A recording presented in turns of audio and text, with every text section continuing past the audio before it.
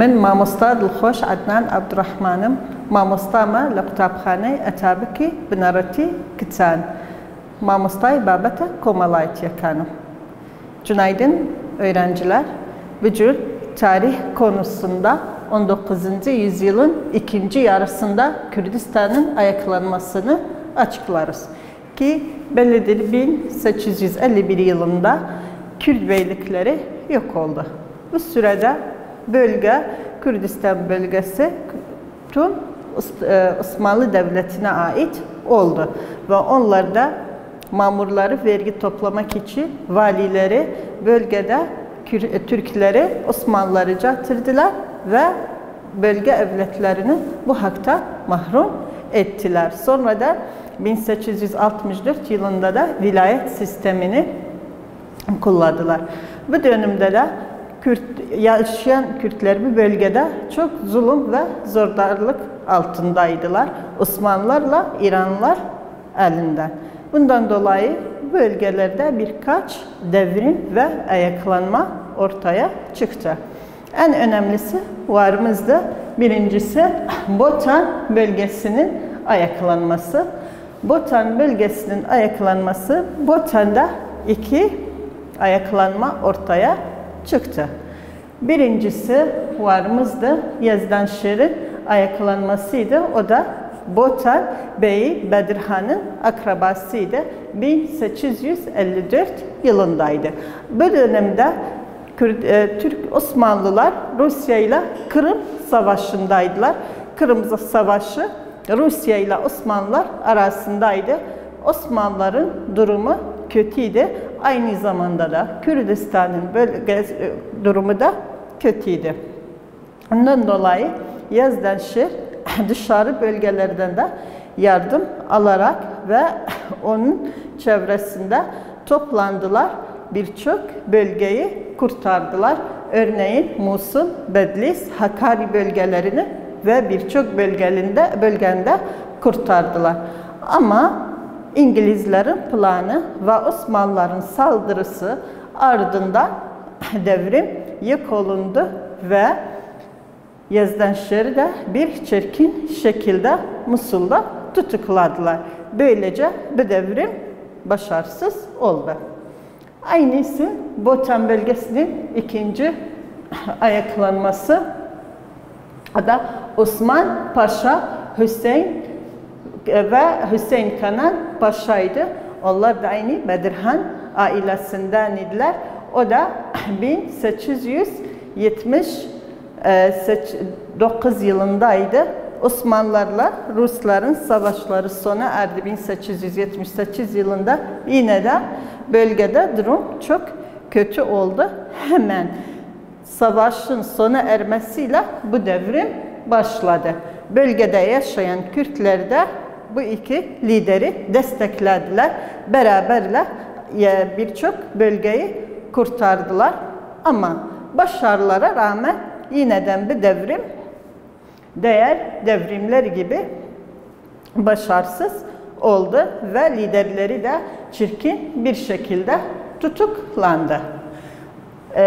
Bu da bellidir ki Botan bölgesinin ayaklanması hangi güce karşıydı? Osmanlılara karşıydı. Varımızda ikinci devrim 19. yüzyılda Şeyh Ubeydullah Nehri'nin devrimiydi. Şeyh Ubeydullah Nehri, o da Şemzinan bölgesinde Nehri köyünde yaşardı. Şemzinan bölgesinde Nehri köyünde yaşardı ve Şeyh Ubeydullah da Kürdistan'da Nakşibendi tarikatını tutmuştur. Ve Osmanlı ile İran sınırlarında bir saygı ve hükümlüydü. Yani her iki devlet tarafından ona saygı verilmiştir. Ama bu iki devlet Kürtlere eziyet vermişlerdir ve Kürtler felaket ve yoksulluk altında yaşırdılar. Bu da şeyhin esassız kalmasına neden oldu. Öylece 1881 miladi yılında bir devrime başladı. ilk önceden İran'a karşı devrim yaptı. İran'da da Kacarlar hüküm edirdiler. Kacarlar hüküm edirdiler. Neden ilk önce İran'a Kacarlarla başladı? Çünkü Kacarlar Osmanlılar'da daha zayıf ve güçsüz idi. Ondan dolayı ilk önce onlarla başladı.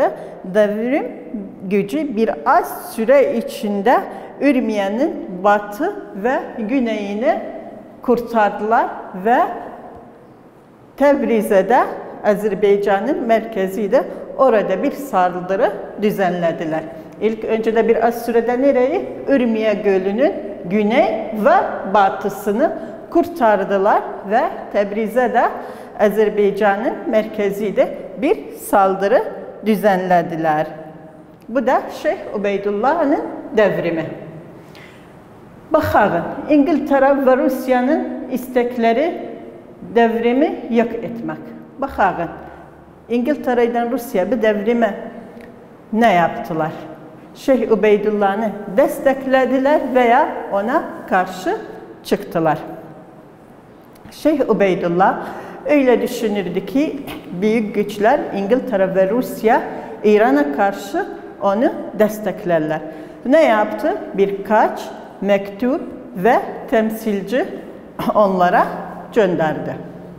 Ama Rusya ile İngiltere'nin çıkarları Kacarlardan idi, İran'dan idi. Bundan dolayı Şeyh Ubeydullah'ı desteklemediler. Belki de onun tam tersi düşmana yardım ettiler ve bir sert şekilde Kürtlere eziyet verdiler ve güçlü saldırı düzenlediler. Binlerce Kürtleri öldürdüler ve köylerini de yok ettiler. Şeyh Ubeydullah da devrimcilerin ayrımlarından sonra gördü ki devrim başarılı olamadı. Devrimciler ayrı oldular. Çünkü İranlılara kim yardım etti? Ruslar ve İngilizler onlara yardım ettiler. Şeyh'in devrimi başarılı olamadı. Devrimciler ayrı oldular. Şeyh Ubeydullah da sınırda çekildi. Kacarlar İran'dan çekildi. Nereye? Kürdistan'ın Osmanlı sınırına.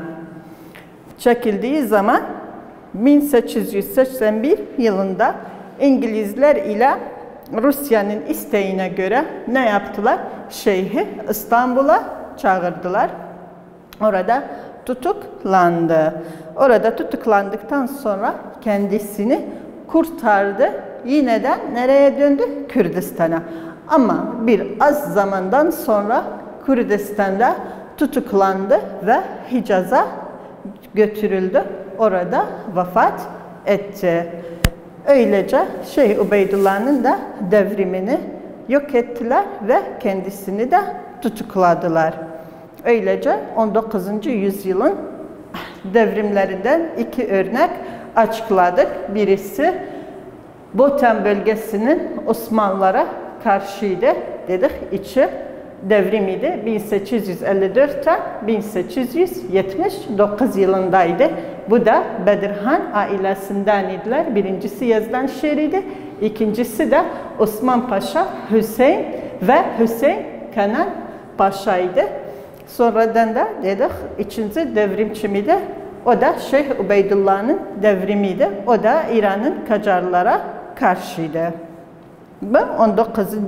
yüzyılın yarısında Kürdün dönemi. Varımızda 20.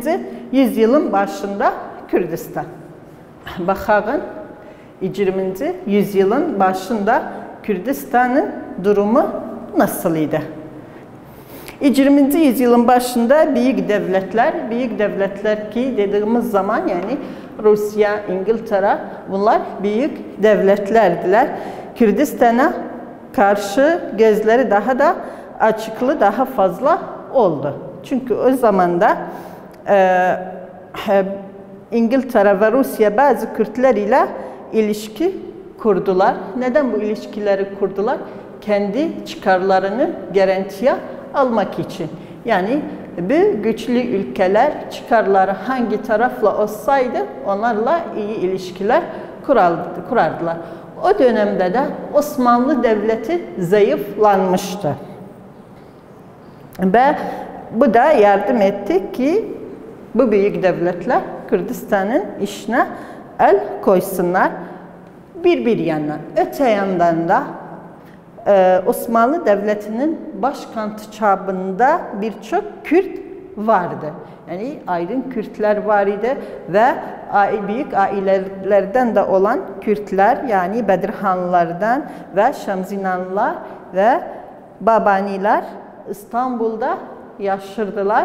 Aynı zamanda da dedik kültürlü kişiler de bulunurdu. Bunların da İstanbul'da bulunma sebepleri var idi. Bazıları siyasi sebeplerden dolayı kendi bölgelerinden veya kendi köylerinden götürülmüştüler İstanbul'a. Yani gözaltı altında kalmışlardır. Tutuklanmamışlar ama onlar orada yaşardılar veya bazen okumalarını tamamlamak için üniversite veya asgari fakültelerde okumaklarını tamamlamak için orada yaşırdılar ve katıldılar başka kişilerle, başka uygarlıklarla. Öylece milli hisleri de uyandı ve milli hisleri de arttı. Öyleye dönüştü ki Kürt'ün siyasi ve milli faaliyeti nerede başladı? İstanbul'da başladı. İlk olarak birinci siyasi Kürt toplumu İstanbul'da kuruldu. O da birinci siyasi Kürt toplumu varımızda 1900 miladi yılında Azmi Kavi toplumu. Azmi Kavi toplumu, onun da kurucusu Fikri Efendi Diyarbakır'ıydı ki 1900 yılında bu toplumu kurdu ve birkaç önemli üyelerden de oluşurdu. En ünlüsü varımızda Ahmet Ramiz Kurdazade. Ahmet Ramiz Kürtzade. Ahmet Ramiz Kürtzade Mısır'da 1904 yılında toplumun temsilcisi oldu. Yani bu toplumun sadece İstanbul'da kurulmadı, belki başka yerlerde de kolu var idi. Örneğin Mısır'da 1904 yılında temsilcisi oldu. Ama 1904 yılında Osmanlı tarafından bu toplum kapanıldı. Buraya kadar neler açıkladık? Birinciden 19. yüzyılda Kürdistan'ın durumu, iki devrim ortaya çıktı. Varımızdı Bedirhan, Botan bölgesinin ayaklanması Bedirhanlılar tarafından idi. İki devrim ortaya çıktı. Sonradan Şeyh Ubeydullah Nehri'nin devrimiydi. O da Şemzinan bölgesindeydi. Kacarlara karşı ve İngiltere ve Rusya'nın da isteklerini açıkladı ki istekleri onların İranlılardan idi. Onlara yardım ettiler. Kürtlere yardım edemediler. Devrimi de yok ettiler. Sonra 20. yüzyılda Kürdistan'ın durumu dedik ki 1900 yılında Azmi Kavi toplumunu kurdular. Sonra da varımızda anayasa devrimi ve Kürt siyasi hareketi veya da meşruti devrimi. Bu da 23 Temmuz 1900 yılında. 23 Temmuz 1908 yılında bu devrim yapıldı ve yeni bir durum başladı ki 1876'nın anayasasına döndüler. 1876 yılının anayasasına göre hükümdarlık yapıldı. O dönemde de İttihad-ı Terakki, İttihad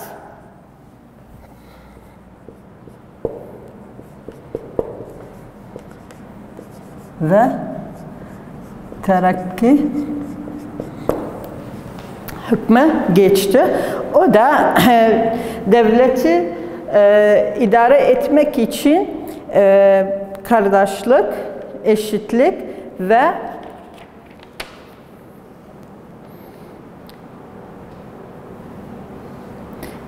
özgürlük, birlik, kardeşlik simgelerini yükseltti. Neydi simgeleri? Özgürlük, birlik ve kardeşlik simgelerini milleti yönetmek için yükseltti. Ve Türk olmayan milletler de siyasi faaliyetlere katılabilirdiler. Hangi milletler? Türk olmayan. Böylece bu da Kürtler için bir iyi tabanıydı, siyasi harekata katılsınlar. Ama İttihad-ı Terakki 3.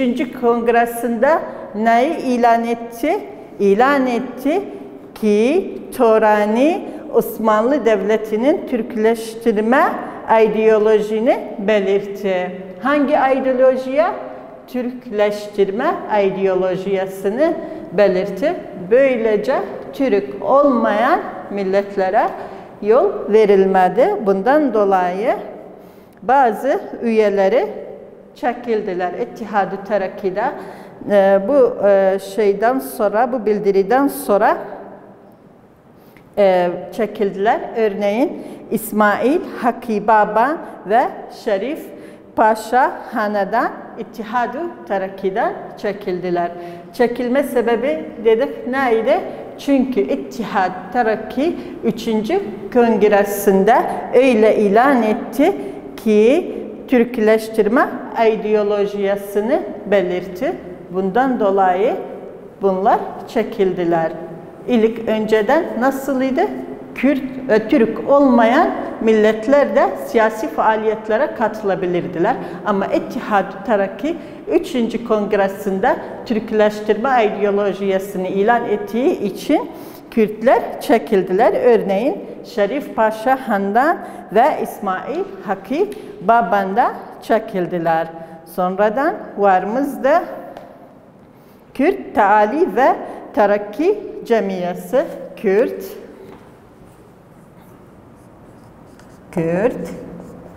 Teali ve Terakki Cemiyesi. Bakın bu cemiye nedir? 1908 yılında 25 Eylül'de ilk önce siyasi açıkça siyasi Kürt cemiyesinin kurulmasına izin verildi. Dedik.